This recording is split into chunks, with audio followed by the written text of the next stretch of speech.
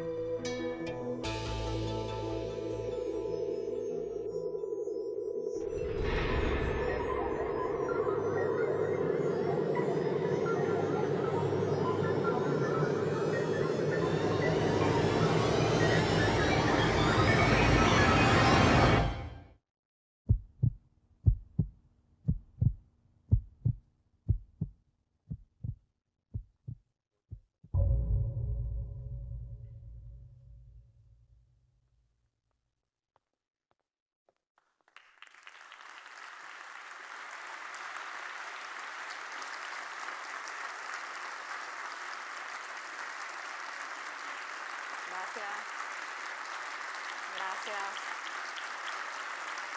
Muchas gracias. Gracias.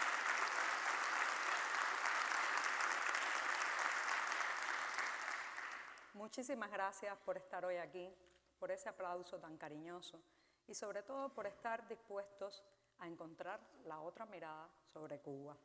Quiero agradecer especialmente a la Universidad Adolfo Ibáñez y a todos los que han ayudado a organizar este evento y a llevar la voz del interior de la isla hacia un número mayor de personas.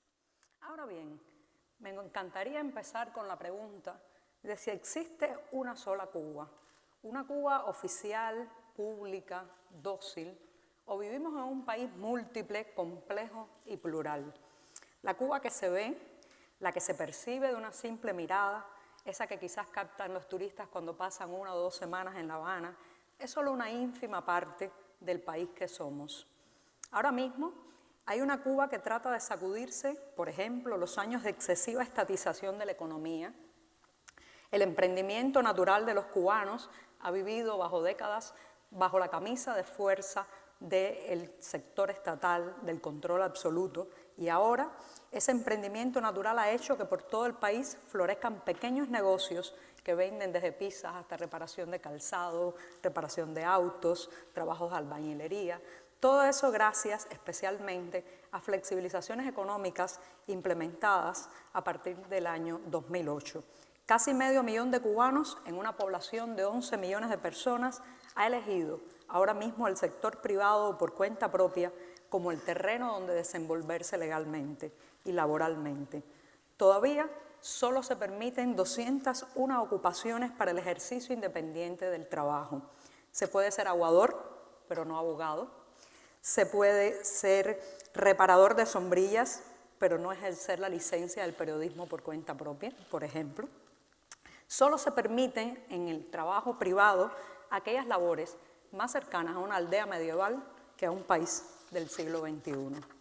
Los altos impuestos, la ausencia de un mercado mayorista, la incapacidad de importar materia prima y de exportar sus servicios y sus productos lastra marcadamente el trabajo del sector privado. La imposibilidad de recibir créditos bancarios, a eso se le suma también una nueva ley de inversión extranjera que permite venderle la isla como un pastel fresco y apetitoso a los inversionistas que han nacido fuera de las fronteras nacionales, mientras que no se permite la inversión en sectores claves de la economía de los propios nacionales. Esa es una Cuba compleja que trata de actualizar su economía, pero que no ha logrado hacerlo con el dinamismo que la gente necesita. La dirección de las reformas económicas es acertada, va hacia la pérdida del control estatal y generar más espacios autónomos e independientes. Sin embargo, deja mucho que desear su velocidad y su profundidad. El resultado de esa lentitud y tibieza es que los cubanos siguen escapando por miles cada mes. Cruzan el estrecho de la Florida, escapan hacia cualquier lugar con ansias de poder disfrutar de mayores oportunidades económicas, mayores libertades y mayor desarrollo profesional. En el plano de los derechos y las libertades, la situación es aún más dramática. A pesar de las esperanzas que ha generado el proceso de negociación entre Cuba y Estados Unidos, anunciado el 17 de diciembre pasado, en la isla los efectos de esa conversación, que fue secreta durante 18 meses, aún no se han hecho sentir. Ni sobre el plato hay más comida, ni en los bolsillos hay más dinero, ni en nuestras calles hay más libertades. Cuba sigue siendo un país donde opinar libremente es el camino más corto para meterse en problemas. Si por un lado el gobierno se hace de la vista gorda con el entramado de ilegalidades que provee a las familias cubanas de alimentos y recursos, basta que alguien emita un criterio, una opinión diferente en el plano político e ideológico para que toda la atención del poder, de sus órganos de inteligencia y de su policía política caigan sobre la vida de ese individuo. Los partidos políticos independientes siguen estando prohibidos e ilegalizados. El activismo es controlado y reprimido de manera aleccionadora para evitar que otros ciudadanos se sumen a sus filas. Las muchas formas de la censura van desde los bloqueos de sitios digitales, como nuestro portal 14 y medio, nacido en mayo del año pasado y bloqueado desde el mismo día de su nacimiento, hasta el canje de privilegios por silencio o aplauso, en el que lamentablemente ha caído la mayoría de los intelectuales que viven en la isla. Las detenciones arbitrarias, los arrestos de corta duración, las amenazas, la vigilancia y los intolerantes y repetidos actos de repudio que se han vuelto ya una figura crónica de la sociedad cubana. Esa represión marca el sello personal del mandato de Raúl Castro. A diferencia de su hermano, que llevaba a la cárcel a los opositores por largos años, el general presidente prefiere no dejar rastros legales del acoso, de manera que la víctima solo podrá contar y esgrimir su testimonio como prueba de lo sucedido. En medio de esas grandes contradicciones económicas y políticas de una sociedad y un país que quiere sacudirse del siglo XX y apenas logra entrar al XXI, la llegada de las nuevas tecnologías a la isla están ayudando a potenciar la economía por cuenta propia y también el activismo. Yo soy, de alguna manera, un ejemplo de ello.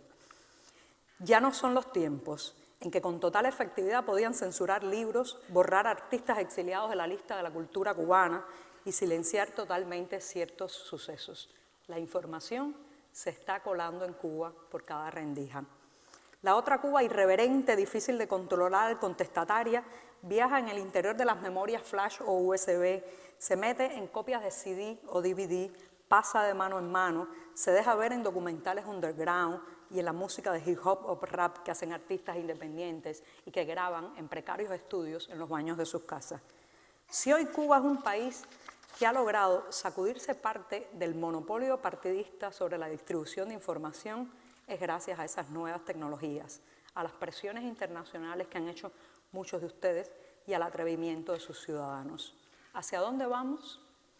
Nadie sabe. El gobierno pretende encaminarse hacia un régimen de libertades económicas y férreo control político. ¿Lo logrará? Esperemos y trabajemos juntos para que no. El activismo social, el apoyo internacional y la constante denuncia de la falta de libertades puede ayudarnos a cambiar ese pronóstico tan negativo. La Cuba sumergida debe convertirse en la Cuba real. La isla prohibida tiene que ser legalizada y tener espacio en el futuro. Mientras no sea así, estaremos hablando entonces de un país incompleto, de una Cuba a la que le falta lo mejor de sí misma, la diversidad. Muchísimas gracias. Gracias.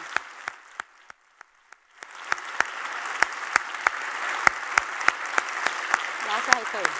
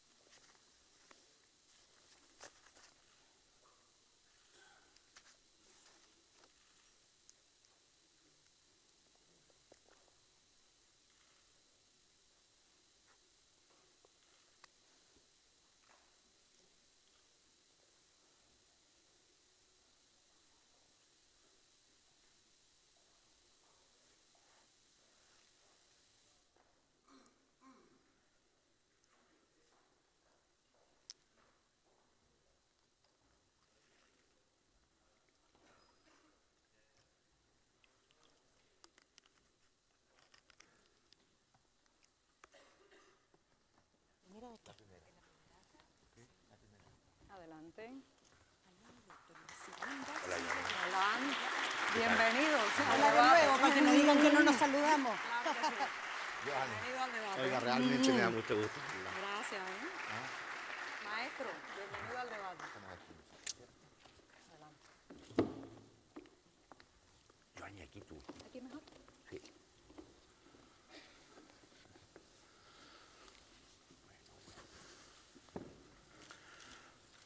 Bueno, después de la maravillosa intervención de Joanny, nos da tema para articular una conversación con los distinguidos interlocutores que tenemos aquí. Carolina Toá, el presidente Piñera, el expresidente, y Jorge Edwards, el hombre encargado de abrir la oficina, la misión diplomática de Chile en La Habana el año 1970. Joanny, quiero partir yo haciéndote una pregunta. Yo te escuché ayer en Peñalolén, en la Universidad Adolfo Ibáñez, y me llamó mucho la atención, lo que más me llamó la atención es lo apática que está la gente en Cuba en términos políticos. La revolución ha conseguido una cosa que parecía casi imposible, que era despolitizar la sociedad. La despolitización de la sociedad es parte del fracaso de la revolución, porque porque si hay una revolución que trató de politizarlo todo, fue precisamente la revolución cubana, desde la educación, la salud, la propiedad, el mercado, en fin, la vida de las personas, hasta todo, politizarlo todo.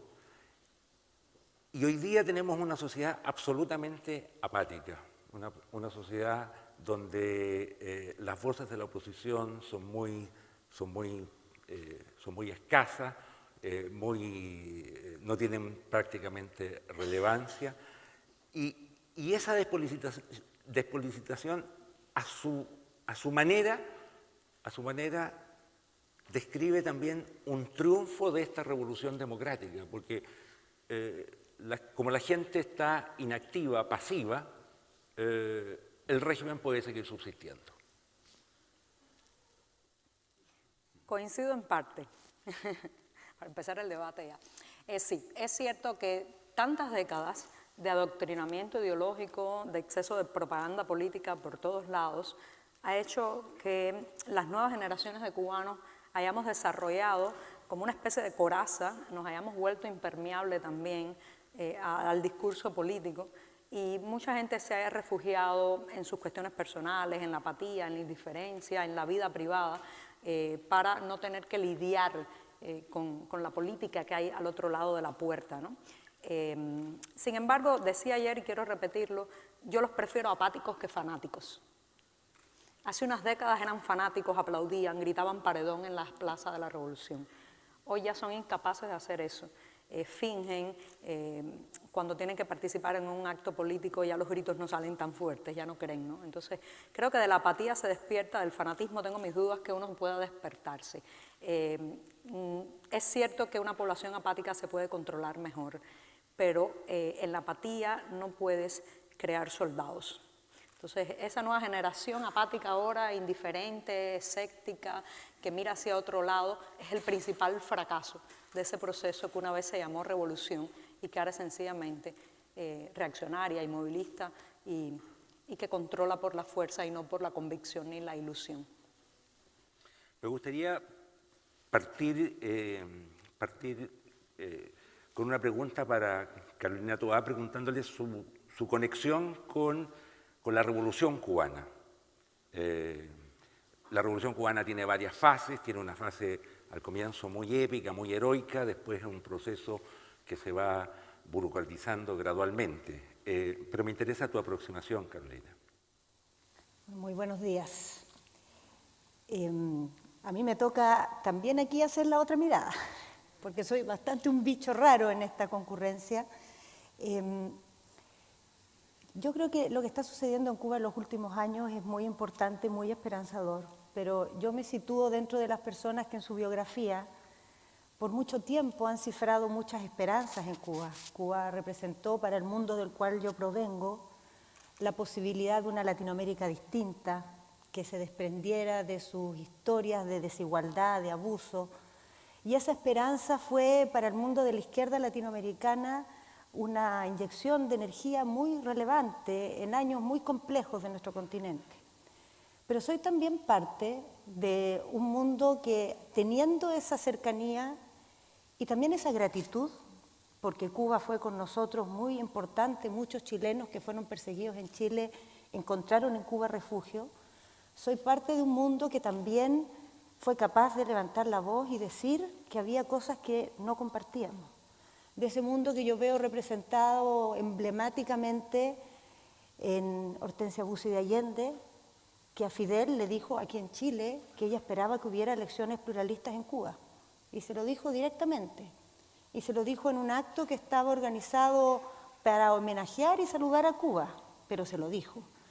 Y creo que ese mundo del cual yo soy parte, esa izquierda que ha querido a Cuba y que vio con mucha esperanza por mucho tiempo este proceso, y que también fue capaz de decir hay cosas que no nos parecen y levantar la voz 1000 veces, es el tipo de actitud que requerimos en el mundo político cuando hay ciertos límites que se pasan o hay ciertas libertades y derechos que no se respetan. Creo que lamentablemente esa cultura todavía no está instalada en nuestro país. Se defienden los derechos o se critican cuando el poder se sobrepasa, solamente cuando las víctimas son de nuestro lado y cuando los victimarios nos parecen ajenos. Pero en cambio, cuando el gobierno o el sector político que está realizando alguna situación o abusiva o que vulnera las libertades de los demás, nos resulta cercano o le tenemos simpatía o gratitud, generalmente se guarda silencio. La cultura de los derechos humanos y la cultura de la libertad requiere superar eso. Y yo hoy día lo que veo y cómo me paro ante lo que sucede en Cuba, creo que Cuba, todas las evoluciones que ha tenido el proceso cubano, y si se terminó transformando en un régimen que no admitía pluralismo y que no admitía la libertad que uno espera en una sociedad, también en parte es por la forma en que fue tratada desde el poder. Cuando se decía recién que hay 58 años de dictadura, hay también muchas décadas de bloqueo y ese bloqueo endureció a Cuba y fue una excusa para esa dureza. Y este proceso de hoy, que está sucediendo hoy, creo que es un aprendizaje de los dos lados. Del lado cubano, por cierto, de salir de esta política maniquea del enemigo, con la cual se pueden justificar cosas que no son justificables, pero también de esa política norteamericana, que fue muy poco coherente, que bloqueó a Cuba y le abrió la mano a muchos países que vulneraban las libertades porque tenía interés en hacerlo, que no fue coherente en una política sistemática de defensa de los derechos humanos. Mientras Cuba estaba bloqueada, en Chile se apoyó un golpe de Estado y una situación de vulneración de esos derechos mucho más violenta. En Chile murieron personas, fueron perseguidos, encarcelados periodistas, muchas veces. Entonces yo creo que aquí hay un aprendizaje transversal que hacer respecto a que la defensa de la libertad y los derechos humanos debe ser siempre, no cuando nos conviene. Y que el mundo que viene, ojalá para Cuba en esta nueva etapa, y ojalá para el mundo, no sea comprarse que esta nueva etapa va a hacer de Cuba un nuevo país más de capitalismo salvaje, donde se considera que el combustible de la sociedad es el afán de lucro o simplemente la codicia del ser humano. Yo creo que si hay algo valioso en Cuba, Joanny, con todas las limitaciones, errores y vulneraciones que existen, que yo comparto, es que es un país que no tiene asumido como el corazón de la sociedad la búsqueda o simplemente ese sentido de ganarle al otro, de ser más que el otro. Y eso es algo que necesita el mundo entero, no solo Cuba, que nos falta gritos.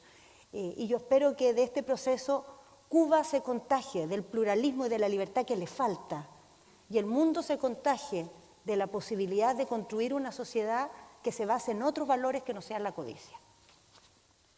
Joanny, ¿cuánto del bloqueo internacional, del bloqueo norteamericano, endureció al régimen? ¿O el régimen tú crees que ya venía bastante duro de antes? Sí, es difícil saberlo, ¿no? Cómo hubiera evolucionado el proceso cubano sin el embargo norteamericano. Debo de aclarar que yo siempre he sido muy crítica a esas restricciones económicas, no porque creyera a pies juntillas lo que dice el discurso oficial de que por culpa del embargo nos faltaba desde la comida hasta la libertad, sino porque ha sido el gran argumento y el gran pretexto para justificarlo todo. Incluso la no existencia de pluripartidismo o la legalización de fuerzas políticas diferentes se ha justificado a través del embargo, lo cual me parece una derrota al final para el proceso revolucionario, porque a mi generación y a la generación de mi madre le prometieron que incluso con el embargo íbamos a tener una Cuba próspera, una Cuba con oportunidades para todos. Así que fracasó el gobierno que apostó a fajarse, a enfrentarse al vecino del norte, que además con el que siempre habíamos tenido una relación, a veces tirante, a veces más fluida, pero un país muy cercano, y apostó a eso. ¿Y cuál fue el resultado? Que después con eso justificó todos sus descalabros. Creo que sí, que evidentemente eliminar el embargo es eliminar el pretexto. Quiero ver ahora cómo van a justificar que no podemos asociarnos libremente y por qué la papa en Cuba llega una vez al año teniendo tanta tierra fértil alrededor. Jorge Edwards le correspondió vivir la experiencia de la Revolución Cubana cuando llevaba poco más de 10 años el triunfo de la Revolución. La conociste, la Revolución, en una fase bastante heroica. ¿Se podría haber anticipado en ese tiempo en lo que iba a terminar esta Revolución? Mira, yo fui a Cuba antes de ser diplomático en ejercicio en Cuba. Coincidí con una cantidad de escritores latinoamericanos en Cuba y yo llegué a la conclusión de que estábamos haciendo un turismo revolucionario bastante cómodo, porque nuestra visita a Cuba consistía en conversar, beber bastante daiquiri, a veces nos llevaban a una zafra simbólica y cortábamos caña un rato, cortábamos caña 10 minutos para la foto. Pero cuando fui como diplomático chileno, el año 70, después de la elección en Chile de Salvador Allende, yo vi todo de otra manera por lo siguiente. porque a los 3 días de estar en Cuba, yo supe que si eso se hacía en Chile, yo iba a ser de los primeros exiliados, o por lo menos iba a ser un disidente bastante incómodo. Entonces yo escribí un testimonio sobre el asunto, pero escribí un testimonio que no es teórico, que es simplemente el producto de la observación de la vida cotidiana, de la forma como los artistas podían actuar, de los escritores, y sobre todo una observación muy fuerte del miedo que dominaba en la isla. Entonces yo pensé lo siguiente: en el gobierno de Chile hay mucha gente, no toda, hay que ser claro, pero había mucha gente en el gobierno de la Unidad Popular que creía que la panacea era Cuba. Yo traté de explicar que eso no era de esa manera. Sufrí las consecuencias, fue bastante grave, me vetaron la mitad de las editoriales que yo tenía antes, pero lo hice. Me pareció necesario hacerlo, en forma completamente individual, sin obedecer a ninguna confabulación ni nada. Cuando salí y conté y lo escribí, publiqué ese libro, en España decían que yo era un paranoico, porque veía micrófonos por todos lados, pero claro, yo no soy ingeniero electrónico y yo no podía saber si había micrófonos o no había micrófonos. Pero cuando me iba a visitar el embajador de Yugoslavia, por ejemplo, para conversar, me mostraba el balcón. Y salíamos al balcón y conversábamos en voz baja. Entonces yo, sin saber que había micrófonos, sin estar seguro, presumía que embajadores del mundo comunista sabían lo que ocurría. Entonces se dijo en España eso, y yo recibí una carta de Guillermo Cabrera Infante. El otro día la volví a encontrar después de años, porque se me había perdido la carta. Guillermo Cabrera Infante, que ya está en el exilio, me dice primero lo siguiente: su libro, porque no lo conocía, me escribió: estimado Jorge Edwards, todavía yo no lo conocía, había leído el libro. Su libro me produjo un estado de paranoia aguda que me ha durado un mes entero, y ya estoy un poco mejor, me dice primero. Pero después me dice lo siguiente, me dice: mire, no hay delirio de persecución ahí donde la persecución es un delirio. Qué buena frase. Entonces, claro, yo pensé, mucha gente me estaba tirando tomates podridos, se decía que yo era un agente de la CIA, incluso un amigo chileno dijo que yo era un agente de la CIA. Yo le contesté: mira, yo no sé cuál es el teléfono de la CIA siquiera. Pero todo se interpretaba de esa manera, que era una manera muy abusiva y muy poco respetuosa de la libertad de las personas de opinar. Todavía hoy. Y todavía hoy. Entonces, bueno, escribí ese libro y he pagado las consecuencias. He sido una especie de apestado político muchos años y ahora me empiezan a perdonar, pero bastante tarde. Menos mal que me han perdonado en vida. Giovanni, esos servicios de inteligencia, de información, de espionaje, de control que conoce Jorge Edwards en el año 70, siguen existiendo hasta el día de hoy, y me imagino que han sido bastante efectivos a este efecto de despolitizar a la gente. No quiero ser majadero con el tema, pero me imagino que parte del éxito, si es que alguno tiene la revolución, es ese. Sí, no solamente han continuado todos esos servicios de vigilancia, sino que se han hecho más sofisticados, porque la tecnología, que no tiene ética en sí misma y sirve lo mismo para liberar que para vigilar, les ha servido mucho a los cuerpos de inteligencia, claro está, para observar ahora más de cerca y escuchar más de cerca a los actores críticos de la sociedad. En Cuba hay mucho miedo. Y es curioso porque el miedo es totalmente contrario a la naturaleza del cubano. Los cubanos son personas que normalmente hacemos confianza rápida, extrovertidos, hablamos a gritos prácticamente todo lo que pensamos. Y entonces hemos vivido en un sistema que demanda de nosotros una actitud totalmente diferente a nuestra naturaleza y nuestra identidad. Hay que ver el lenguaje gestual del cubano. Los cubanos normalmente no pronuncian, cuando hablan entre ellos, el nombre de Fidel Castro ni de Raúl Castro. Utilizan gestos. Durante muchos años el gesto de Fidel era así, pero ya fue tan conocido que hemos ido cambiando y bueno, ahora está así. para decir Raúl Castro hacemos así. O sea, cuando usted se pone a escuchar a unos cubanos conversando de política de cerca no entiende nada, porque entre silencios, murmullos, gestos, señales con la boca hacia algún lugar, bueno, ¿de qué están hablando estas personas? El lenguaje es evidencia del miedo, a mi juicio. Entonces sí, hay mucho miedo, pero el miedo ha estado tan metido en nuestras vidas que muchos no saben que tienen miedo. O sea, a algunos les parece muy normal que no se hable de política o que no se hable de los dirigentes del país. Les parece muy normal que haya que bajar la voz. Quiero hacerle una pregunta al presidente Piñera. En los últimos 50 años, la revolución ya tiene 56 años, la experiencia de la revolución cubana ha pesado muchísimo en el escenario político de cada una de las naciones latinoamericanas. Ese peso, esa incidencia ha ido decreciendo con el tiempo a medida que la revolución se fue burocratizando, a medida que Cuba fue teniendo serios problemas.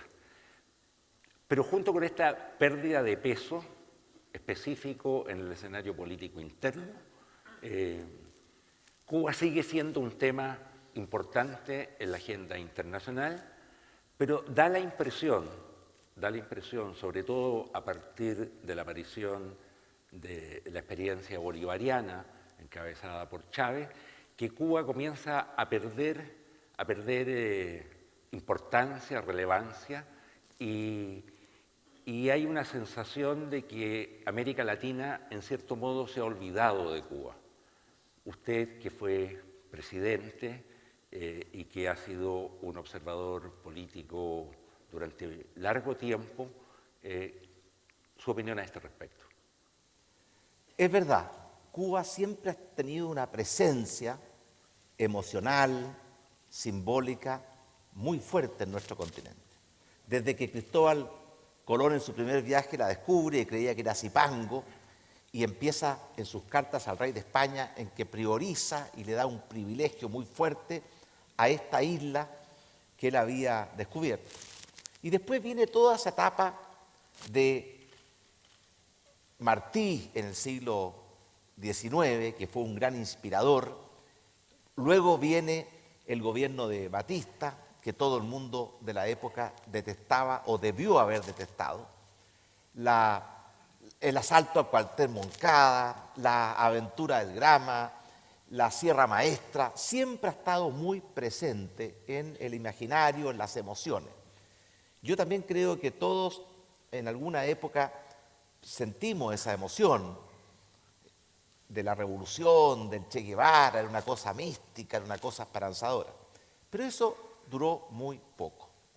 Lo cierto es que muy prontamente la revolución cubana se traicionó a sí misma y se transformó en una dictadura, porque en Cuba, yo he estado muchas veces en Cuba y he recorrido Cuba por tierra, desde La Habana hasta Santiago, y lo que decía Giovanni, uno conversa con la gente, que es muy extrovertida, uno piensa que nadie habla, la verdad es que al poco segundo o minuto, la gente es muy extrovertida, y lo que yo pude deducir era que básicamente daban por sentado que estaba este régimen, que no dependía de ellos, ¿cierto?, sacarlo, o no sentían que tenían los medios para terminar con él, y por tanto que iban a desarrollar sus vidas lo mejor posible a pesar del régimen. Porque esta idea de esas muchedumbres en la Plaza de la Revolución, ¿cierto?, enfervorizadas con esos discursos eternos de Fidel Castro, que era lo que uno veía por televisión, no es lo que uno ve en mis distintos viajes a Cuba. De hecho, mi último viaje a Cuba fue como presidente de Chile. Me tocó participar en la cumbre de CELAC. CELAC se creó y se produjo un triunvirato muy curioso. Venezuela, Chile, Cuba. Muchos me decían qué hacía yo entre Venezuela y Cuba. Yo le decía al revés. Lo curioso es que Chile haya presidido la CELAC en el contexto que tenemos en América Latina. Y en ese viaje a Cuba, a mí me tocó conversar con las presidentas, las damas de blanco, y también con muchos disidentes, incluyendo personajes del mundo de la Iglesia Católica. Poco antes de viajar, el día antes de viajar, me llamó el ministro Cristian Larroulet, que estaba allá, para decirme que que Raúl Castro había pedido expresamente que yo no me juntara con disidentes en Cuba porque eso nunca había ocurrido con un presidente en ejercicio en Cuba. Había ocurrido fuera de Cuba, pero nunca dentro de Cuba, y que eso lo consideraban inaceptable. Yo recuerdo que le dije al ministro Larroulé que la reunión la íbamos a hacer de todas maneras, se tuvo que cambiar los lugares por razones de prudencia. Y cuando tuve la oportunidad de juntarme con Raúl Castro, él en el plenario de la cumbre de CELAC recordó algo que había ocurrido en la primera cumbre de CELAC acá en Chile, porque a mí me tocó entregarle la presidencia del CELAC a Raúl Castro en Chile. Así lo habían convenido todos los países. Y yo recuerdo que le dije a Raúl Castro, mire Raúl, esta presidencia del CELAC se la entrego pero por 1 año, no por 50 años.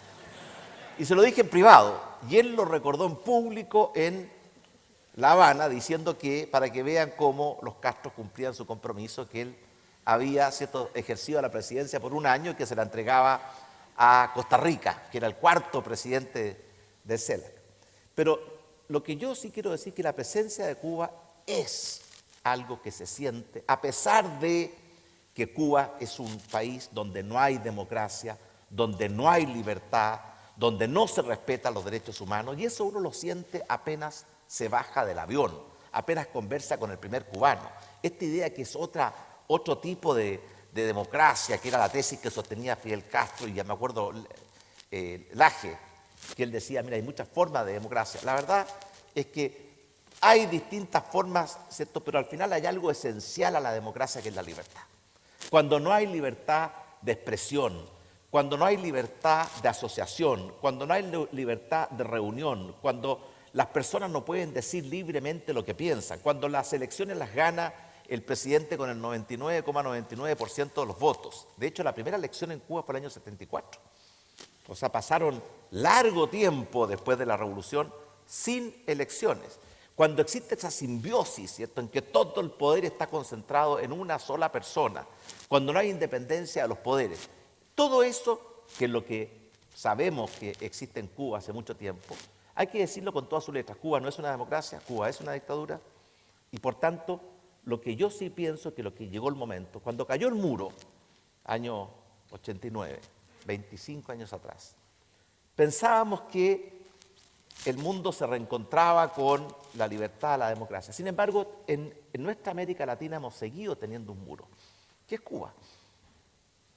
Y por eso a mí me pareció tan esperanzador. Yo les quiero decir algo, cuando el presidente Obama vino a Chile a dar un discurso a América Latina, porque no solamente le habló a Chile, él ahí ya expresó en forma fuerte y clara que no estaba de acuerdo con el embargo, con el bloqueo económico, que ese bloqueo económico no había producido ninguno de los frutos que de él se esperaban, porque comienza el año 61 con Eisenhower. Rompimiento de relaciones, bloqueo económico, y eso uno no sabe si la evolución de la revolución cubana hubiera sido igual o distinta con o sin bloqueo. Son especulaciones porque nunca vamos a poder responder esa pregunta, pero sin duda fue un tremendo argumento que se usó dentro de Cuba para justificarlo todo, desde la falta de libertades, falta de democracia y atropellos a los derechos humanos, hasta las desastrosas consecuencias de las políticas económicas. Pero lo importante, creo yo, es que Cuba sí está presente y hoy día se abre una ventana de esperanza, porque esto está recién comenzando. Impresionante que una negociación de esta naturaleza, que se inició 18 meses antes, como decía Joan, que tuvo sus primeras reuniones en Canadá, que después se trasladó al Vaticano. En la visita de Obama al Papa Francisco, este tema se conversó. El Papa Francisco le envió no solamente la carta pública del año 2014, sino que él participó, intermedió, nada de eso, ¿cierto? Se conoció un ejemplo, ¿cierto?, de cómo, para que estas cosas resulten, tienen que hacerse, ¿cierto?, con esa tranquilidad que da el no estar permanentemente expuesto a el debate público. Pero hoy día que ya es público esto, yo creo que el principal objetivo de Cuba, de esta nueva era en las relaciones con Obama, creo yo, es levantar el embargo, ahora que ya no tiene la ayuda que recibía de Venezuela, y poder salir de esta verdadera, ¿cierto?, postración económica en que se encuentra Cuba. Cuba es un país inmensamente rico que está tremendamente empobrecido. Aquí a veces se aprecia, hay algunas áreas como la salud, pero si uno ve a Cuba, ¿cierto?, y lo ve con los indicadores, realmente su grado de retroceso, de retraso con respecto al resto del continente y con respecto a su potencial es gigantesco. Entonces Cuba ve que tal vez en este mundo moderno, la sociedad del conocimiento y la información no puede pretender progresar siguiendo con la teoría de que el bloqueo es el responsable de todo. Levantado el bloqueo van a haber dos cosas: se acabó la excusa y al mismo tiempo se va a abrir un mundo de oportunidades. Pero ese es un objetivo que es que aparece como el más latente. El otro objetivo, creo yo, de esta nueva relación es que de una vez por todas en Cuba se recupere la democracia, las libertades y el respeto a los derechos humanos que hoy día existe. Ahora, ¿cuáles van a ser los valores de la sociedad cubana? Yo soy bastante escéptico de pretender imponer los valores desde, ¿cierto?, el poder. Yo creo, ¿cierto?, que cada sociedad, cada persona, cada familia buscará cuáles son los valores en los cuales cree y con los cuales quiere vivir. Y para eso se requiere libertad. Y por tanto yo creo que si en Cuba se pudiese restablecer de verdad y en plenitud, no solamente el levantamiento del bloqueo, sino que además la democracia verdadera, la libertad en su plenitud, el respeto a los derechos humanos, que los cubanos decidan, ¿cierto?, cuáles son los valores que quieren que orienten sus vidas. Porque igual como uno puede decir, ¿cierto?, que no queremos que los valores sean del capitalismo salvaje, por supuesto que no, las dos palabras, ¿cierto?, suenan feas, ¿cierto?, pero tampoco queremos que los valores sean, ¿cierto?, del socialismo, ¿cierto?, asfixiante que pasa por encima de la libertad, la dignidad.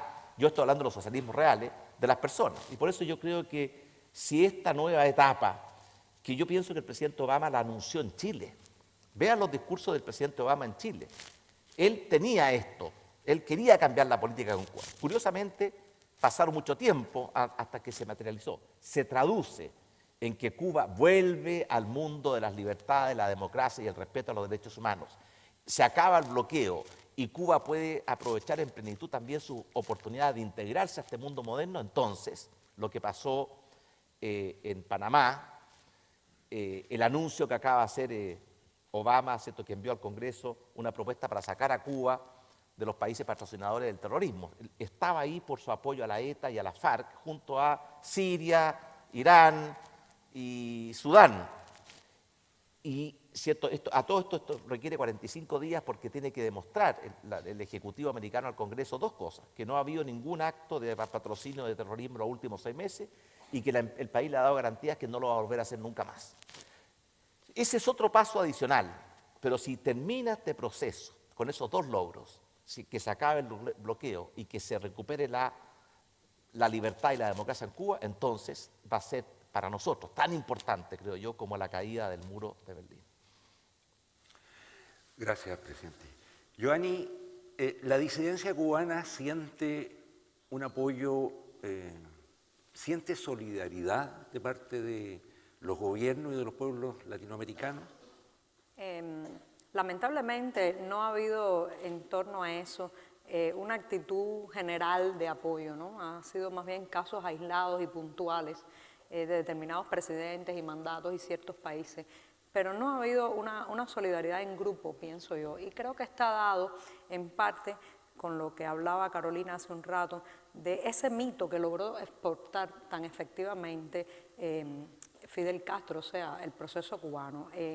Luchar contra un régimen totalitario es difícil, contra un mito es más difícil todavía, porque la gente cree al final que los cubanos vivimos en una situación en que no deberíamos quejarnos de nada. Entonces ser disidente, opositor, estar contra el gobierno es casi visto fuera como ser un anticubano, una vieja confusión entre qué es Cuba y qué es el partido gobernante o qué es el gobierno. No hay nadie anticubano que yo conozca, ningún opositor es anticubano. Son anticastristas, anticomunistas, antifidelistas, ¿no? Pero nadie que hace oposición en Cuba tiene ningún interés de dañar a la patria, a la nación, que es algo mucho más imperecedero y que nació antes de enero de 1959, por cierto, ¿no? Entonces, lamentablemente en Latinoamérica muchos gobiernos han preferido seguirle rindiendo culto a ese mito, el mito de la isla de la utopía, el mito de la isla donde se instaló la igualdad, las oportunidades para todos, y le han dado la espalda a la disidencia. Es lamentable porque a veces ha habido más solidaridad, por ejemplo, de países de Europa del Este que vivieron situaciones similares y que nos comprenden, que de vecinos cercanos, ¿no? ¿Y en qué se traduce ese apoyo? En muchas formas. Por ejemplo, ahora después de la reforma migratoria que se implementó a partir de enero del 2013, muchos países de Europa del Este están ayudando a capacitar, a enseñar herramientas cívicas a activistas cubanos. Hay muchos activistas que han visitado Praga, por ejemplo, también pues en la antigua Alemania Oriental, países también que estaban bajo el control del Kremlin, y para aprender un poco las técnicas de lucha pacífica, para amplificar la voz, han visitado parlamentos, congresos, han tenido espacios en eventos internacionales donde pueden confluir con activistas de otras partes del mundo. Latinoamérica ha sido mucho más cauta en eso. No quiero decir que no ha habido unas recepciones realmente afectuosas, por ejemplo, en países como Chile, en México también, Costa Rica, pero por regla general hay cuidado. Es triste porque al final los pueblos terminan recordando eso.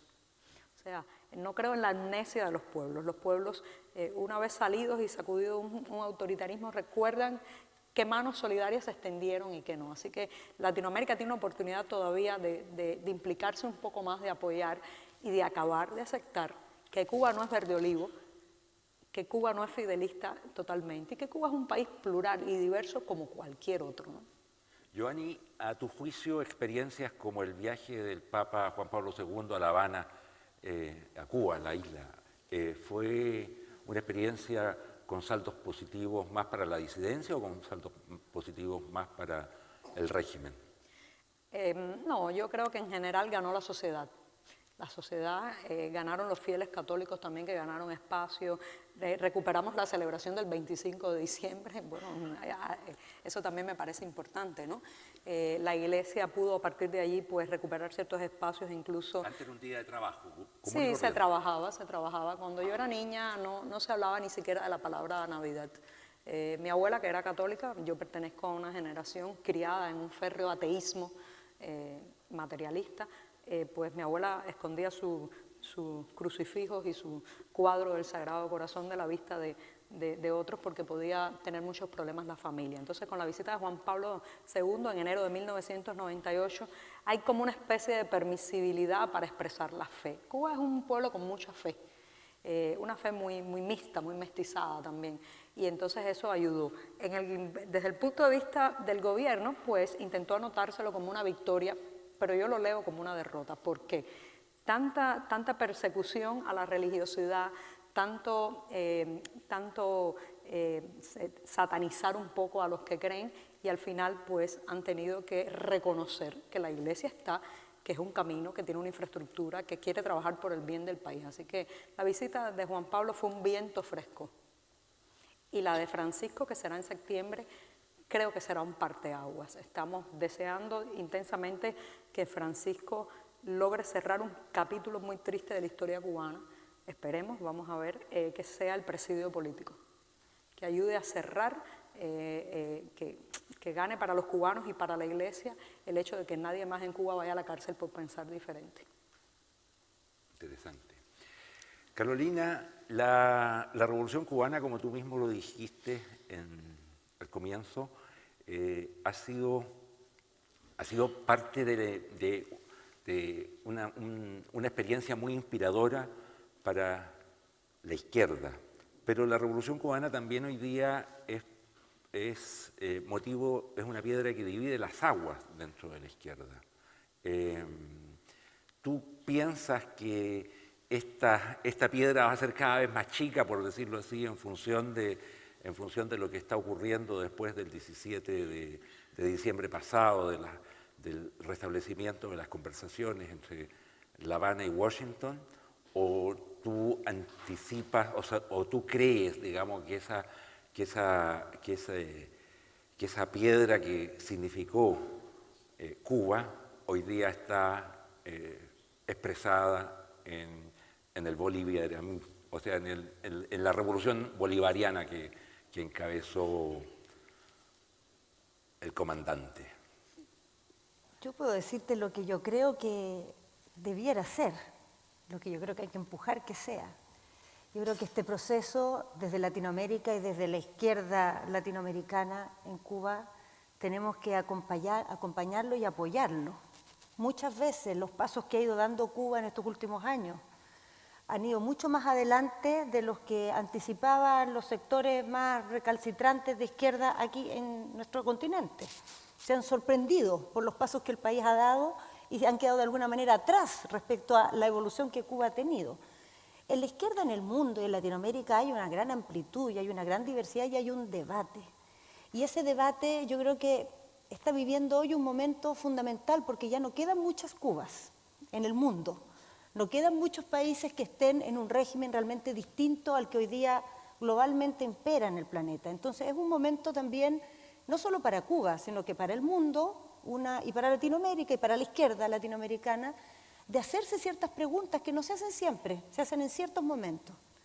Cuando hace los años 90 cayó la cortina de hierro y se terminó este mundo bipolar, se terminó un mundo que además dio excusas por lado y lado para muchas cosas, de las cuales sufrió Cuba, sufrió Chile, sufrieron muchos países. En ese momento lo que pasó es que se terminó la experiencia fundamental de los socialismos reales, lo que quedó fue mínimo y Cuba una muy particular excepción. Pero en realidad lo que se cayó en ese momento fue el muro que sostenía unos valores socialistas con un régimen que era régimen de control de las libertades, de impedimento del pluralismo. Eso fue lo que se cayó. Yo no creo que los valores del socialismo se hayan caído en el mundo. Lo que se ha caído es ese orden social dictatorial para justificar, que justificaba en lo dictatorial avalado por estos grandes valores. Pero al caerse ese muro, quedó en el mundo una sola alternativa de orden social, que es la del capitalismo, con democracia, por cierto, pero de un capitalismo donde el dinero manda más que las democracias. Y esa es la verdad en el mundo entero hoy día. Y ese muro también se tiene que caer. Y ese muro no se ha caído. Es el muro de que los pueblos realmente logren gobernarse, de que el dinero sea un instrumento y no sea un fin, que los valores de la sociedad, por cierto, en la búsqueda del interés personal y del lucro, es una inclinación del ser humano, pero no es la única ni es la principal, no es la que constituye las sociedades. Y nosotros hemos vivido por mucho tiempo en la idea y en un orden social y en un orden económico que se basa en que lo que moviliza a las sociedades es esa búsqueda y no en aquellos otros valores que son muy importantes y también son propios del ser humano, que es la necesidad de vivir juntos, que es la necesidad de lograr bienestar para todos para que tú puedas tener bienestar, que no se trata en ganarle al del lado, sino en avanzar todos. Y yo creo que este es un gran momento para dar esa discusión también. Y no obligar a Cuba, no decirle a Cuba que su único camino es mimetizarse con este orden que tenemos en el resto del mundo, que no tiene a las sociedades satisfechas. Las tiene libres y con pluralismo. Las tiene con bastante más bienestar económico del que hay en Cuba, pero las tiene con un malestar profundo de cómo estamos viviendo, de cómo vivimos juntos, de cómo convivimos. Y ese malestar profundo está pasando cuentas muy grandes. Democracias que gozan de pleno pluralismo, donde no hay restricciones a la libertad de prensa, son despreciadas por su ciudadanía, porque los ciudadanos sienten que a través de ellas no están logrando resolver sus dilemas, porque sienten que a través de ellas, al final, lo que hacemos es elegir sin realmente elegir nada muy distinto. Y eso está pasando en España, eso está pasando en Francia, eso está pasando en Chile, está pasando en Brasil, está pasando en todas partes. Yo creo que este momento de Cuba es quizá también una oportunidad para que Cuba, que es un país que siempre ha tenido esa capacidad de cautivar, que siempre ha generado un cariño por muchas razones, también se atreva a buscar su camino, se atreva a buscar su propia vía, tomando algo que es muy fundamental y que en Cuba no existe. Y yo eso lo digo y lo digo sin matices, no existe pluralismo, no existe libertad de expresión y eso es fundamental. Y que esa libertad permita un debate y una búsqueda y no solamente un acoplamiento a lo que está más allá de su frontera, porque eso tampoco es la respuesta a lo que las sociedades hoy día buscan. Estas sociedades que en todas partes están empoderadas, porque las redes sociales, las comunicaciones digitales, y en todas partes las sociedades están preguntándose sobre sus órdenes políticos, sintiendo que no logran sentirse representados, sintiendo que quieren algo más de lo que hoy día el mundo les ofrece, que tiene que haber una posibilidad de construir un desarrollo diferente en el sentido de su justicia social, pero también de su relación con el medio ambiente, de muchos puntos de vista. Yo creo que esa es la gran oportunidad que tiene la izquierda en esta etapa respecto de Cuba. Ayudarla y debatir con ella respecto a cómo le ofrecemos a las sociedades alternativas, que no son volver atrás, que no son recuperar nostalgias, porque hay gente que en esta búsqueda de alternativas recurre a las nostalgias y a relatos de hace 30 años atrás que yo creo que no tienen en el mundo nada que ofrecer, pero tampoco son conformarnos con lo que hoy día tenemos en el planeta, que no tiene satisfecha a las sociedades de ninguna parte. Sí, Joanny. Sí, me gustaría... Tu visión sobre las tensiones entre sí. democracia, Sí, me capitalismo, gustaría, socialismo. a partir del pie que ha dado Carolina, pues seguir por ahí. Uno de los grandes mitos que ha exportado el régimen o el sistema cubano es hacer creer que nosotros vivimos en un socialismo, ¿no? Discrepo totalmente, ¿no? Cuba vive bajo el capitalismo de Estado, que es un capitalismo brutal, donde hay un patrón que es dueño de todo, gana enormes plusvalías, explota a los obreros y no les permite derecho a huelga. Les paga alrededor de $20 al mes, lo cual me parece muy brutal, y una parte del mercado se comercializan productos en una moneda que no es la que pagan los salarios. Y cuando empecemos a desmontar el mito de la singularidad del sistema que le da oportunidades a todos, estaremos comprendiendo mejor Cuba. Bien, de manera que lo que hay que transitar no es del socialismo actual a un capitalismo salvaje, sino de este capitalismo de Estado salvaje, donde el Estado es dueño de todo y es el gran capitalista de Cuba, y no lo hace ni siquiera ya por una ideología y una ilusión, sino por tener los obscenos atributos del poder. Cuando se pueda comprender eso y desmontar eso, nos daremos cuenta que Cuba se parece más de lo que creemos al mundo, en muchos sentidos. El consumismo, por ejemplo, no hay individuo más consumista que aquel al que le ha faltado tanto durante tanto tiempo. Créame que los cubanos tienen un apetito de consumo por años y años de desabastecimiento, de anaqueles vacíos, de largas colas para comprar pan, huevo, harina, carne, de un mercado ilegal donde nos tenemos que sumergir cada día para llenar el plato de comida que ponemos frente a la mesa. Eso genera un apetito de consumo que es muchísimo más brutal de lo que ustedes puedan imaginar. Dejen a un cubano solo en un mercado chileno para que vean lo que pasa. Entonces, es importante comprender eso. Por otro lado, basta ya de vernos como una excepción y una singularidad. Queremos ser normales. Basta ya de poner sobre nuestros hombros la esperanza del mundo. Nosotros queremos tener nuestras propias esperanzas. O sea, basta ya de reducir a Cuba a que tiene que cumplir el papel de ser una excepción y albergar los sueños de miles de millones del planeta que no han logrado cumplir sus propios sueños. Nosotros tenemos nuestros sueños, no podemos cargar con los sueños ajenos. O sea, en la medida que dejemos de poner sobre la isla y sobre 11 millones de cubanos la responsabilidad de representar una alternativa, podremos lograr que esos 11 millones de cubanos encuentren su propia alternativa que a lo mejor defrauda al mundo, pero satisfacerá a ellos, ¿no? Entonces, yo lo que me pregunto es, ¿está el mundo, está Latinoamérica, está Estados Unidos, está la izquierda latinoamericana y la derecha también, preparados para una Cuba competitiva, moderna, para una Cuba que no sea una postal de principios del siglo XX, para una Cuba sin ruinas bellas, sin Cadillac de 1950, pero donde la gente puede ir a un concesionario a comprarse un auto moderno? Porque no almacenamos autos viejos porque nos gustan, es que no hay posibilidad de comprar nuevos, ¿no? O sea, no tenemos ruinas bellas. Gracias. Gracias. Me emocioné. No, gracias.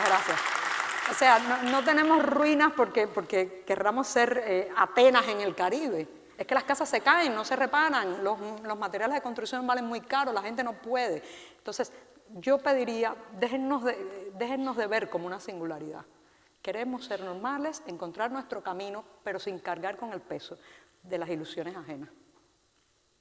Joanny, ¿cuán cautelosa, cuán confiada, cuán optimista eres del desenlace de los actuales desarrollos, digamos, a partir del contacto entre Washington y La Habana? Bueno, yo soy optimista. Si no fuera optimista, no viviría en Cuba. A diferencia de muchos de mis compatriotas, que una encuesta realizada hace algunos días determinó que más del 55% de la población sueña con emigrar, lo cual me parece muy alto, y es una manera de decir también no nos gusta el sistema. Los cubanos votamos con los pies, no votamos en una urna, sino que nos escapamos, ¿no? Miles de jóvenes cubanos se siguen yendo, yo quiero quedarme. Mi hijo vive en Cuba, mis nietos nacerán en Cuba porque soy una persona optimista. Creo que Cuba tiene una fórmula nacional, identitaria, un capital humano que tiene que dar un buen resultado. Ahora, ese resultado va a venir por las negociaciones, eso ayudará, pero no es lo definitorio. Es más, me molesta un poco poner mis esperanzas en lo que hará la Casa Blanca, ¿no? Yo no soy ciudadana estadounidense, soy ciudadana cubana. Me importa más lo que vamos a hacer los cubanos dentro de la isla de lo que hará Barack Obama. Él hará lo suyo, ¿no? Pero nuestra felicidad y nuestro desarrollo no depende de eso. Eso aclara el camino. Se acaba el conflicto David-Goliat. Ya Goliat no es el vecino del norte y David no es el gobierno cubano. Ahora David es el pueblo cubano y Goliat es el gobierno cubano. O sea, la dinámica cambia y le corresponde a la sociedad civil exigir. ¿Qué tiene que pasar? Una negociación hacia adentro. Si el gran enemigo del norte logró sentarse a la mesa con el gobierno antiimperialista y que lo ha de alguna manera rechazado durante tanto tiempo, ¿cómo es posible entonces que Raúl Castro no se sienta a negociar con sus disidentes que son pacíficos, que son cubanos, que han nacido ahí? Prefiere hablar con un gobierno extranjero a hablar con un nacional. Eso me preocupa mucho. Quizás, entre otras cosas, porque la disidencia está muy dividida. Está dividida en parte porque la inteligencia cubana ha hecho la labor de la división. O sea, no puedes criticar una división cuando te has dedicado a dividir, ¿no?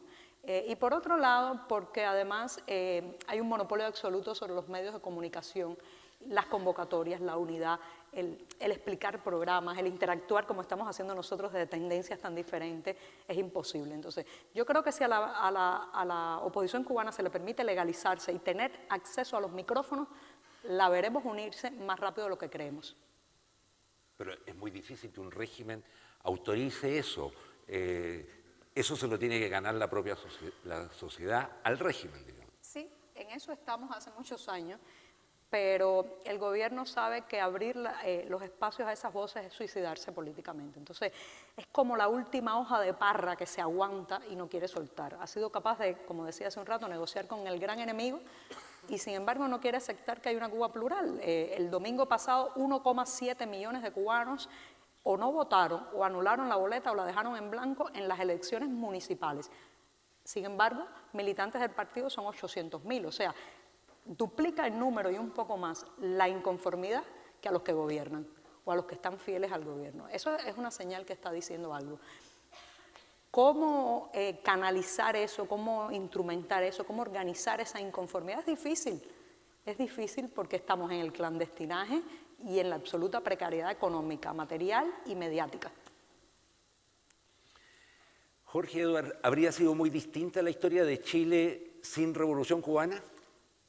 Tú has planteado en distintos escenarios y libros. Mira, finalmente la influencia real de la Revolución Cubana, a mi juicio, duró poco.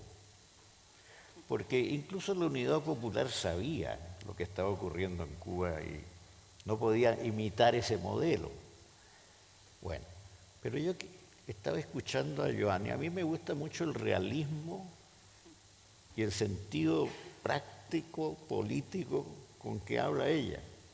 Y encuentro que en sus crónicas, en sus blogs, tiene una mirada sobre lo real, que es una mirada de escritora, es una mirada de escritora, pero que observa detalles y de esos detalles se pueden sacar conclusiones. Yo me acordaba escuchando esta conversación de un chiste polaco de la época comunista de Polonia.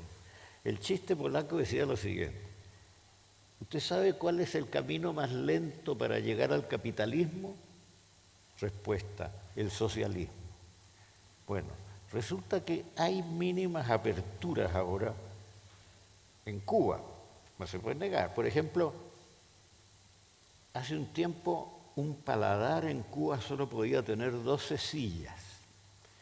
Después llegó a tener 20 sillas y creo que ahora van en 50 sillas. Es decir, el sentido práctico de Raúl, muy diferente del sentido mesiánico, un poco delirante a mi juicio de Fidel.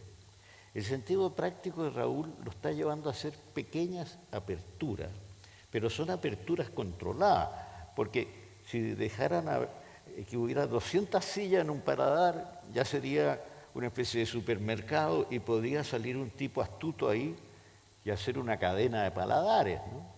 Y después llegan a Estados Unidos con la cadena de paladares. Entonces, se suelta un poco, porque la gente necesita subsistir, pero se controla de inmediato. Sin embargo, este proceso es un proceso que está avanzando a un capitalismo más abierto. Ahora, el tema es que sea un capitalismo humano en el fondo. Y yo creo que en ese aspecto, la experiencia cubana tan dura permitiría ir haciendo una apertura política, económica, razonable. Lo que yo temo es que el ideal de Raúl Castro sea poder político a la China y poder económico liberal capitalista, digamos, que sea la combinación de las dos cosas. Pero claro, Cuba no es China, ¿no? Nos faltan los chinos. Faltan los chinos, claro. Cuba no es China, Cuba es muy pequeño. Pero creo que es muy importante que en América Latina y en Estados Unidos hay una visión real, democrática, posibilista de lo que puede ser un desarrollo cubano, porque yo creo que ese desarrollo es irreversible.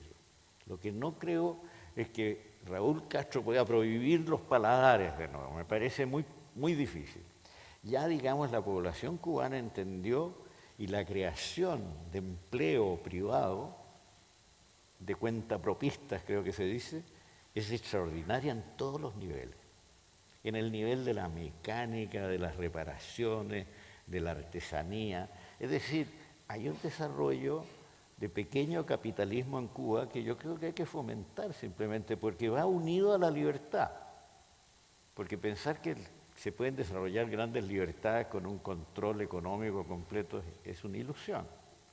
Así que hay esperanza para mí. Yo miro las cosas con gran esperanza y después quiero agregar algo. Nos olvidamos de lo siguiente, Cuba no es solo la Cuba, de la isla. Cuba es el exilio cubano.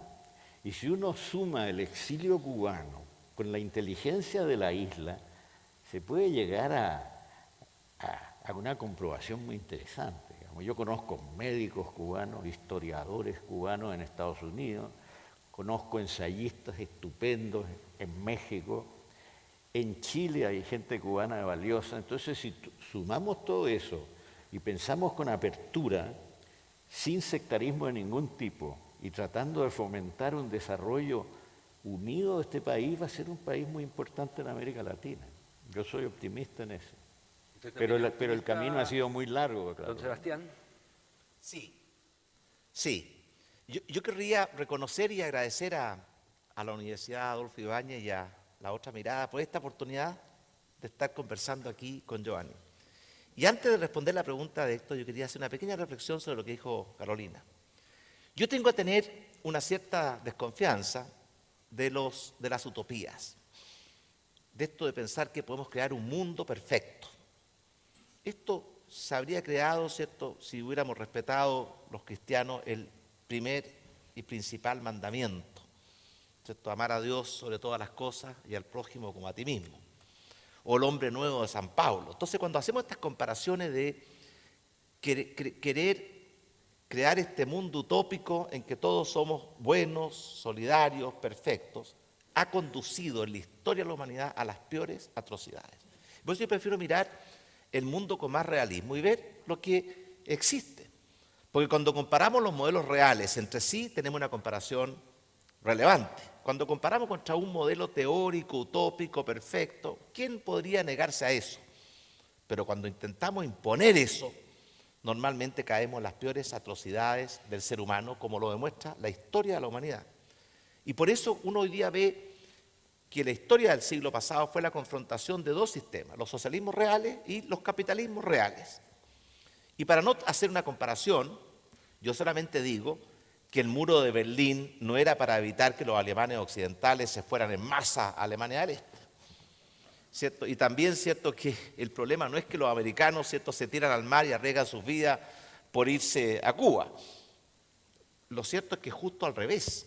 Entonces lo que yo digo es que hay que tener cuidado con pretender hacer estas utopías mesiánicas, perfectas, que al final en la historia de la humanidad cada vez que se han intentado han terminado en pura atrocidad, y ver el mundo real. Y dentro del mundo real yo siento, ¿cierto?, que hay un modelo que hasta ahora, con todas sus imperfecciones, ha demostrado, ¿cierto?, que satisface mejor ese conjunto de aspiraciones. Yo creo que en el fondo lo que una sociedad y por tanto el gobierno en representación del bien común debiera buscar es compatibilizar tres grandes valores u objetivos. Libertad. El Estado no tiene derecho a quitarle la libertad a las personas para ser los arquitectos de sus propias vidas. Por supuesto que tiene que restringirla en aras del bien común, de eso se trata el pacto social. Justicia, porque es cierto, si no hay ciertos elementos básicos como por ejemplo derrotar la pobreza, igualdad de oportunidades, la libertad es un concepto muy hermoso en la teoría, pero que para muchos tiene muy poco significado. Y finalmente progreso, porque la gente quiere una vida mejor.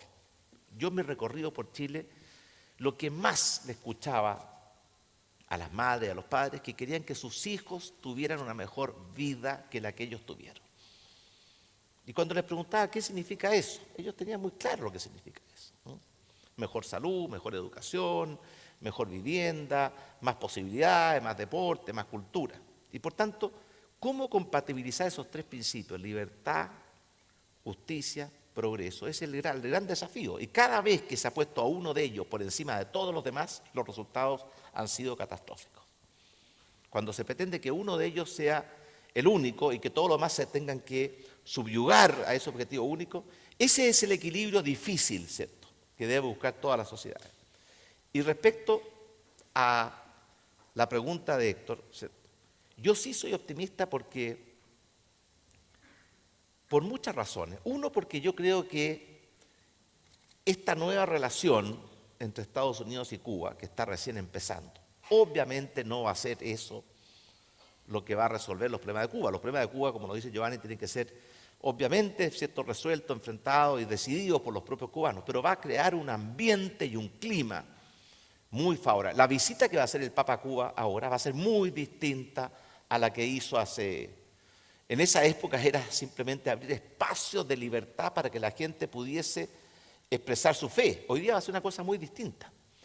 Y yo sí creo, ¿cierto?, que el hecho de que se termine esta relación David-Goliat va a ser, como dijo Giovanni, a los cubanos enfrentar su propio problema o su propio destino y darse cuenta, ¿cierto?, si quieren seguir, porque es cierto lo que dice Giovanni, cuando el Estado es dueño de todos, es mucho peor que cuando hay, ¿cierto?, muchos dueños, porque ahí hay uno solo, no hay opción, no hay alternativa.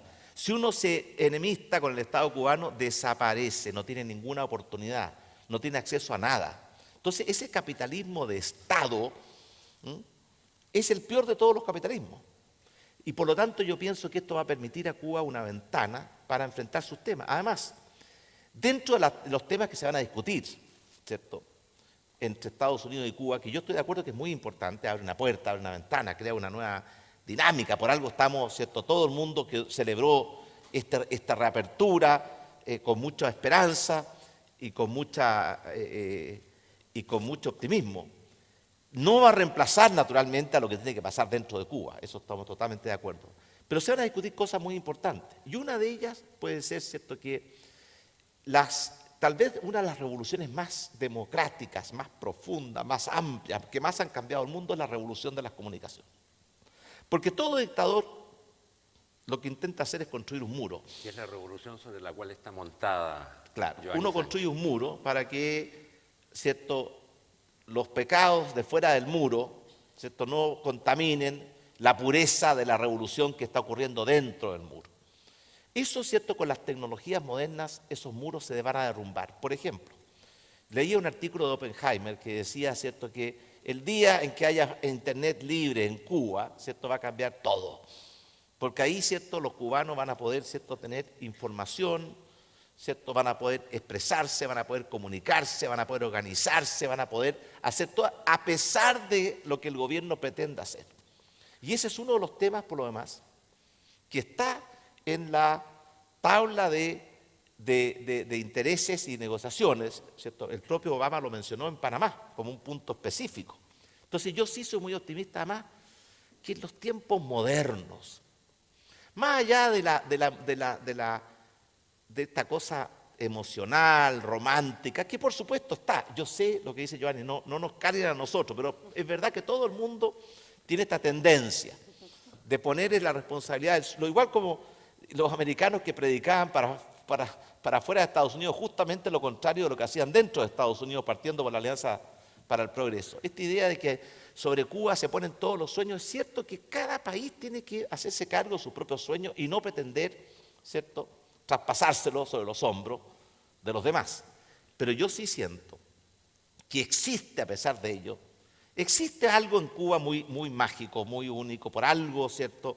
Mire, Cuba fue la última colonia, creo yo, española en recuperar su libertad, el año 1902, después del hundimiento del acorazado Maine, ¿cierto?, en la bahía de La Habana, y Cuba es un país que no ha conocido la democracia, ¿cierto? Fue colonia, obtuvo su libertad, estuvo bajo un protectorado, un dominio americano durante mucho tiempo, después fue muy caótico, después vino Batista y después vino Castro. O sea, ¿cuándo ha vivido la libertad Cuba? Parece que estamos sobre la hora. Entonces yo quiero solamente terminar, que yo sí creo, oiga, que ahora le llegó la hora de la libertad a Cuba. ¿Y cómo no va a ser emocionante, especialmente para los cubanos y para todos aquellos, entre los cuales me incluyo, que Cuba representa algo muy especial? Muchas gracias, don Sebastián. Carolina, ¿tú quieres decir algo? Sí, es que sigo muy aludida. Cortito. Sí, lo más cortito posible. No creo ni ahora ni nunca he creído que se deban imponer utopías. Yo tenía, creo, como 15 años cuando participé de una cosa que hubo en Chile que se llamó la Renovación Socialista, que surgió precisamente de cuestionarse el modelo único que se imponía más allá del muro de Berlín, en esa época que era muy difícil, porque tú levantabas la mano y parecía que estabas traicionando todo. Así que yo jamás, desde que era adolescente, he pensado que se deben imponer utopías o que hay modelos perfectos. Pero creo profundamente que la humanidad tiene que soñar algo más de lo que hoy día es. Y si no se atreve a hacerlo, en el mundo habría todavía esclavitud, las mujeres serían ciudadanos de segunda categoría, los niños que no tienen plata no irían a la escuela. Y hoy el mundo requiere ponerse en juego por superar e ir más allá de lo que hoy día podemos ofrecer. Y decirle a Cuba, porque yo a Cuba nunca he pensado que nos tenga que responder a todo, lo que yo le digo a Cuba es que busque su camino, es que no vaya a comprarse el camino que van a llegar a venderle todos, a decirle que es la panacea, porque no lo es. Yo no espero que Cuba responda los dilemas enormes que tenemos en la sociedad, espero que se atreva a tomarse la libertad de construir su propia vía, porque tiene la posibilidad de hacerlo. Con todas sus limitaciones, desde la posición que está, tiene una posibilidad de innovar. Y creo definitivamente que en este balance de valores que hay que construir, ningún modelo ha dado cuenta plenamente de esos valores. No, el socialismo que se llamó socialismo en Cuba no es la realización de los valores socialistas, ni mucho menos. Lo que dijo, lo que planteó Giovanni. Claro, o sea, yo no creo que en Cuba haya un socialismo. Creo que bajo ese discurso se ha construido un modelo social que tampoco ha logrado realizar eso plenamente, y el mundo capitalista no ha en lo más mínimo logrado realizar plenamente un equilibrio de la libertad con la justicia, en lo más mínimo. Entonces estamos todos en búsqueda, y si en esa búsqueda no nos atrevemos a soñar con algo más de lo que tenemos y pensamos que esto es lo que hay nomás, creo que la historia se detiene, y la historia se mueve por atreverse a romper esas barreras y a correr riesgo en romperlas, porque nunca es fácil. Ya, dilo. Vamos a terminar con Giovanni. Venga para acá. Giovanni va a decir... Sí, va a decir algo, pero que la vamos a despedir. Solo una frase final. El hecho que hayamos tenido hoy este debate tan plural, arrojando luz sobre tantas cosas importantes que van a pasar en el presente, en el futuro de Cuba, y no nos hayamos gritado ni castristas ni gusanos, ni nos hayamos golpeado ni ido al cuello. Es una lección. Eso porque estás tú Espero aquí. que la próxima vez podamos tener un debate así en La Habana y significará entonces que Cuba está cambiando y que Cuba tiene un futuro inclusivo, plural, un futuro donde quepan todos los cubanos. Así que gracias por la lección de pluralidad. Quiero terminar agradeciendo a Joanny su visita y haciendo dos salvedades. Los cubanos, acá se ha hablado que a veces son pasivos, pero Joanny dijo una frase maravillosa ayer: los cubanos no salen a las calles, los cubanos saltan al mar. Entonces no hay que confundirse con lo que uno ve en Cuba, porque los cubanos que protestan no están, la mayoría, ¿no? Y lo segundo, una anécdota, Jorge, cuando dice si hay micrófono o no. Bueno, Joanny me dice que ella está tan convencida y sabe que hay micrófono que incluso le habla a ellos. Y les dice, no se preocupen, yo no estoy contra ustedes, lo que queremos es la libertad. Entonces, hay micrófono. Y de hecho, a esa película, La vida de los otros, ustedes le dicen La vida de nosotros, ¿no? Entonces, tiene muchas cosas. Bueno, hay muchos sueños para Cuba, pero lo primero que hay que lograr es que Cuba sea libre. Y después veremos lo que pasa con Cuba, ¿no? Así que gracias, Joanny, por estar con nosotros. Gracias al Pael. Están todos invitados a un café ahora.